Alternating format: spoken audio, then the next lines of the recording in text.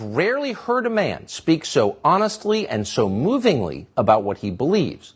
But again, you can judge for yourself. Here it is. So you just came from Paris Fashion Week. You just landed, and you have a lanyard still on from it, and there's a photograph on it. What is that? It's a photograph of a baby's ultrasound. Why is that? And that you designed that? Yes. Why? What does that mean? It just represents life. I'm pro-life.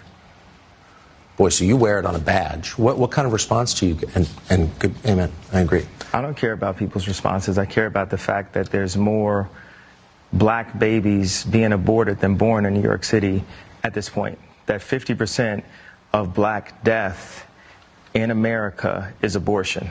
So I really don't care about people's responses. I perform for an audience of one, and that's God. I'm starting to see why they want to make you be quiet. When did you start to feel this way? When did you start to realize this? I really felt like, I think I started to really feel this need to express myself on another level when Trump was running for office, and I liked him. Yes. And every single person in Hollywood, from my ex-wife to my mother-in-law to my manager at that time to, you know, my so-called friends / handlers around me, told me, like, if I said that I liked Trump, that my career would be over, that my life would be over. They said stuff like people get killed for wearing a hat like that. They threatened my life. They put my life. They basically said that I would be killed for wearing the hat. I had someone call me last night and said anybody wearing a White Lives Matter shirt is going to be greenlit, and that means that they're going to beat them up if they wear it. And I'm like, you know, okay, green light me then. You know, God builds warriors in a different way. I don't know if it's because of me being born in Atlanta and growing up on the south side of Chicago that, you know, he made me for such a time like this. It's like with David. You know, he tended to the sheep, but while he was out there, he had to fight all kinds of animals. So when it was time for Goliath to come, he thought because he was a sheep herder that he didn't have the skill set to take down Goliath. And the thing that I have is the position, I have my heart, but the number one thing is we have God on our side. And for the people, even if you don't believe in God, God believes in you. So you made reference to the White Lives Matter T-shirt, which you brought out at Paris Fashion Week. Yeah. Why did you do that, and what did it mean? You know, I do certain things from a feeling. I just channel the energy. It just feels right.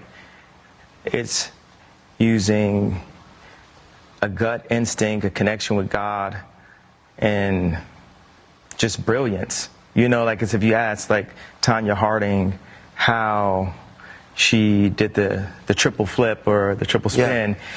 She was in so much practice that when it was time for her to skate in a competitive format, it just happened. Like, it happened outside of practice. It happened in the real format.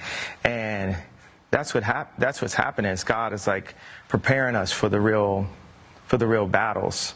And we are in a battle with the media. Like, the majority of the media has a godless agenda, and the jokes in that work, and this whole like, oh yeah, he's crazy, and all these things, they don't work because the media has, you know, they've also watched travesties happen, just even specifically to me, and just watch it and act like it wasn't happening, and they stay quiet about it. What have they? I want to answer the white. Yeah. I feel like someone caught what I was saying, the comparison to Tanya Harding about the White Lives Matter. You know, my dad is an educated ex-Black Panther, and he put a text to me today. He said, "White Lives Matter, ha ha ha ha ha." And I said, I thought the shirt was a funny shirt. I thought the idea of me wearing it was funny, and I said, "Dad, why do you think it was funny?" He said, just a black man stating the obvious. Yeah. And, you know, my dad doesn't listen to rap music, and he's like super educated. We opened up a water distribution center in the Dominican Republic together. He's like the original Steve Jobs, but he was getting blocked every which way with all of his ideas, and he didn't have an endless bank account, and he didn't have Instagram. So all these ideas, he had to like take them back and compress them. Like, my dad is the most brilliant person that I know, and we actually have a strained relationship because I was taken from him, because my mom was an actress, so she was a liberal, and my dad would see certain things and say, you know, we should do it this way, we should do it that way, and the people got around my mom and pulled her away. Much like, you know, Kim is a Christian, but she has people who want her to go to Interview magazine and put her ass out while she's a 40-something-year-old multi-billionaire with 4 black children. And this is how fashion wants to, how they want to present her. So I know you give these questions, and I give you like these 3-part answers. Is this a cool format for you? Yeah, I love it. Okay, cool. And I am following it. All right. So you said that your father said when he saw the shirt "White Lives Matter," it's great to see a black man stating the obvious. So, by which I think you meant that's obviously true.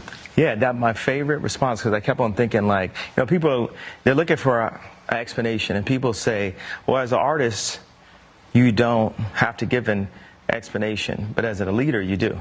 Yes, I think that's right. So the answer to why I wrote "White Lives Matter" on a shirt is because they do. It's the obvious thing. Yeah. Why do you think that's so? And I assume the implication is, of course, all lives matter because they're lives, because God created them. Yeah. Why do you think that would be considered controversial?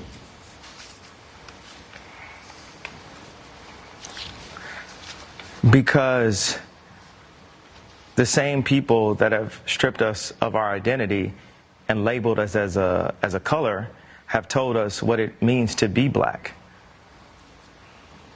and the vernacular that we're supposed to have. My dad grew up as a military brat, and his family moved around, but they were based mostly in Delaware. And at the time, if they weren't the only black family, they were one of the few. And he would be discriminated against because he was black. So by the time he got into college, he would be discriminated against. He went to a black college. He would be discriminated against because they said he talked too white. Yes. And then he played the kick drum in the band. So when he would go to the club and the music was playing, where would he clap his hands? Where the kick drum is. Yeah. So it's the opposite of where everyone else was clapping their hands. And this is the most elegant and tasteful person that I know.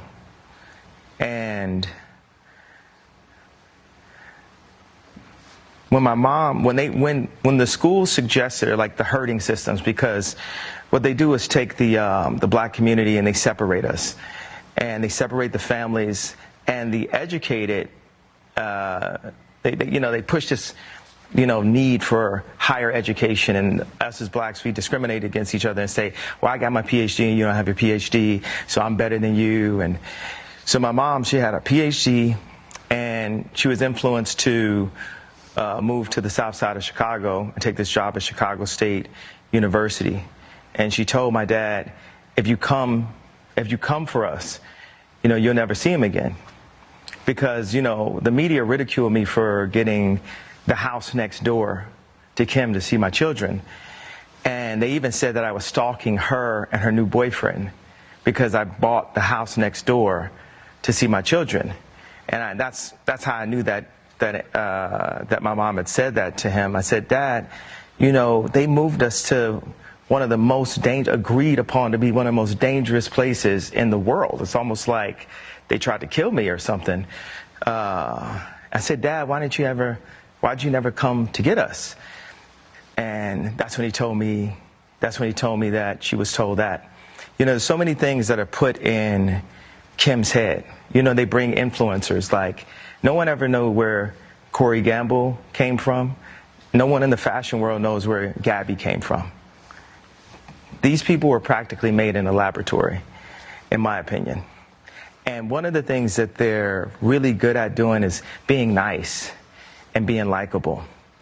And what they do is, for people that have some form of influence, whether it's an educated black woman like my mother that became the head of the English department at Chicago State University, or whether it's the most influential white woman on the planet, being my ex-wife, they have people that are around them at all times telling them what to be afraid of. It's like not what to do or say specifically, it's what to be afraid of. And if you have a person that isn't afraid of them, you know, like a Russell Brand or Candace Owens, right. or it's not that we have to agree right. No. with this, but